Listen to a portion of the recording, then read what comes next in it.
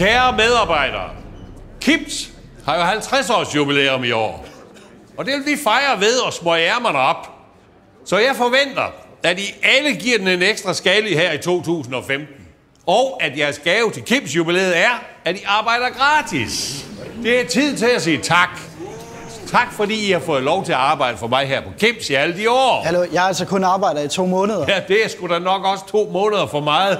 Og ved I hvad, til jer andre, der kan jeg fortælle jer, at hernede ved grænsen, der holder der busser med motorerne i tomgang. De er propfyldt med billig arbejdskraft. Et eneste opkald for mig, så kører bussen. Er det det, I vil have? Skal jeg ringe? Nej, vel? Er det rigtigt, du har forsøgt at sælge Kims til kineserne? Du skal holde din mund, når de voksne taler. Hvorfor har du så lavet den her video?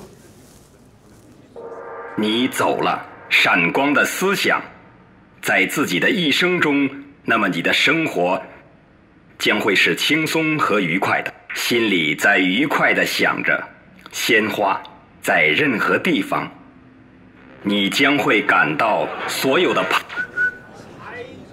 Hvad fanden var det? Det der, det er et falskneri, ikke? Og nu skal du gå, for du er nemlig fyret. Kan du fyre din egen søn? Søn? Jeg har sgu ikke nogen søn. Det er jeg ansatte, der er min familie. Jeg elsker jer overalt på jorden, og selv I er utaknemmelige. Hvordan kunne du så fyre min mor dengang efter julefrokosten? Inge-Lise? Inge-Lise?